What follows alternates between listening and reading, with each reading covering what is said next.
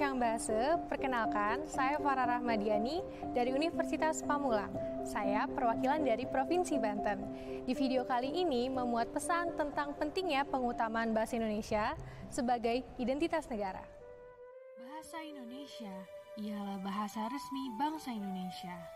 Tercantum dalam UUD 1945 Bab 15 Pasal 36, yaitu bahasa negara ialah bahasa Indonesia.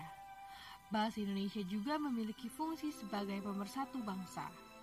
Bahasa Indonesia memiliki kedudukan sebagai bahasa resmi negara yang diwujudkan dalam fungsi sebagai pengantar pendidikan, komunikasi tingkat nasional, transaksi niaga, serta bahasa media massa. Nah, Rencang Bahasa, pada kesempatan ini saya akan melakukan wawancara kepada masyarakat secara acak tentang pengutamaan bahasa Indonesia sebagai bahasa nasional. Ya, penting lah. Menurut saya ada, ya pertama, kan itu bahasa resmi kita yang diresmikan oleh pemerintah. Karena itu bahasa persatuannya Indonesia. Tanpa ada bahasa Indonesia, kita nggak akan bisa mengerti suku-suku yang lain.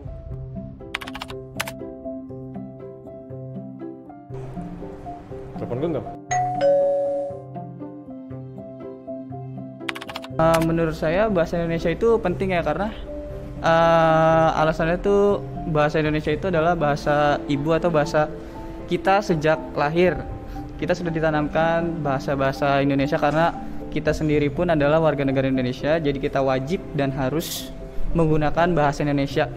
Dan bahasa Indonesia pun diperkenalkan sejak dini, sejak di lingkungan keluarga, di sekolah dasar maupun sampai SMA.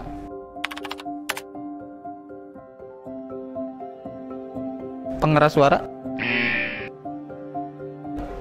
Sapartos nu kauninga ku urang di Indonesia, urang walu tilu rupi bahasa nu utama, nyaeta bahasa daerah, bahasa Indonesia sareng bahasa asing. Dina konteks ieu di antara bahasa nu kedah diutamakeun nyaeta bahasa Indonesia, nu khususna kadiukan sebagai bahasa negara.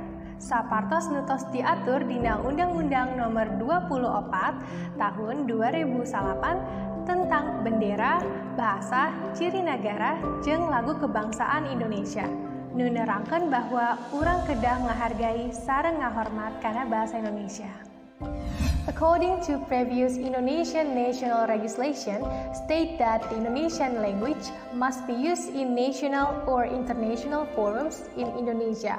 The implication of this article is that all Indonesian society have the same obligation to use Indonesian language properly.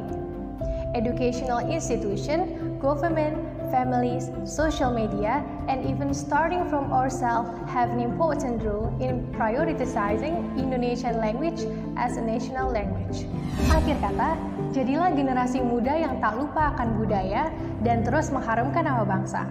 Utamakan bahasa Indonesia, lestarikan bahasa daerah, dan juga kuasai bahasa asing. Saya Farah Rahmadiani, salam literasi.